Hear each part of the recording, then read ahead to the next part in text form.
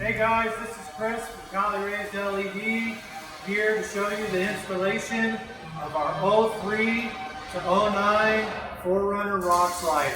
Now we need to get our hardware ready before we put our rock slider up on the truck. A quick note, you take your bolt, you grab a split lock washer, and then a regular washer. This is how all the hardware setups are going to go, bolting the slider to your frame.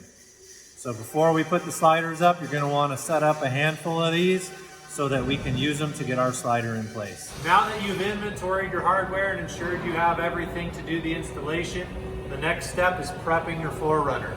The first thing we need to do is remove a couple pieces of hardware. On both the driver and passenger side, you will need to remove this bolt holding on the e-brake, and on the driver's side, you need to remove the 3 gas tank skid plate bolts. Additionally, any of these holes where the slider bolt to are threaded. On these older trucks, there is a chance for rust, so you may need to put a tap in there. We've now got our slider put up on the 4Runner. It's very simple with the helping hand. All you have to do is push the slider against the frame and up into position.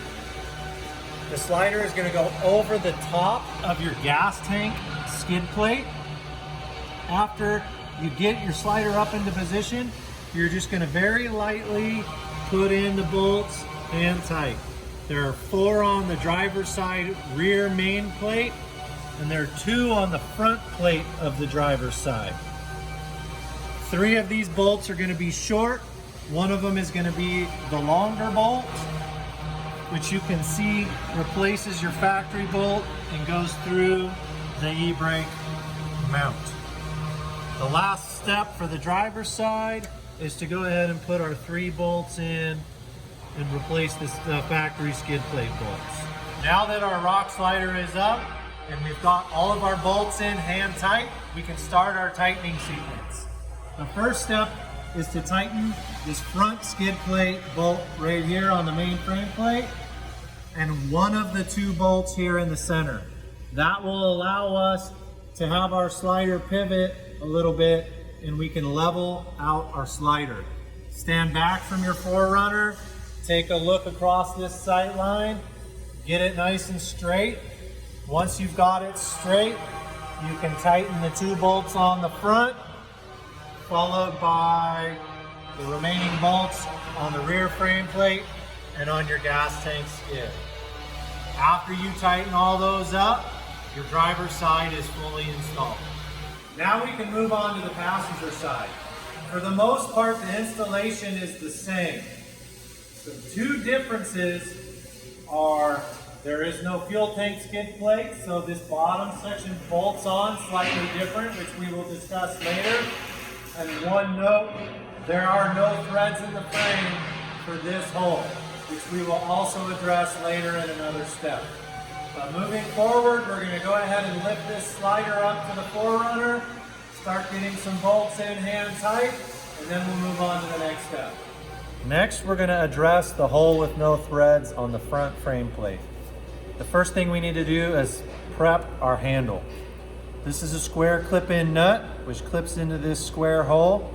Really important to ensure that it's on this side, not this side. All you do is slide 1 end in, compress it, and it clips right in. Also given to you, this is a 5/16 bolt, not to get mixed in with your M6s. You still get the same split lock and flat washer. We'll now move to the truck and show you how this goes in. So this right here is the hole on the slider that is not threaded in the frame. What this handle piece allows us to do is put a nut on the back side. So we slide this in, get it lined up, and insert our bolts into the threads. After getting all of our bolts in finger tight, getting our back plate in right here, we can now begin our tightening sequence. First, you want to tighten your 1 bolt down here on the bottom.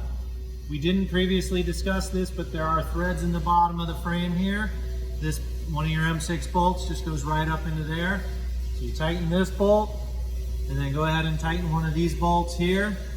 Again, level the slider, starting with the front, tightening these bolts, and then moving to your rear plate, tightening these bolts.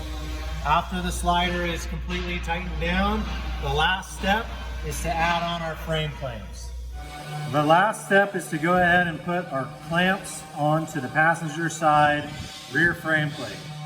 Starting with a 4-inch bolt, you're going to put a washer on there. This is going to go through your slider. You're then going to install your spacer.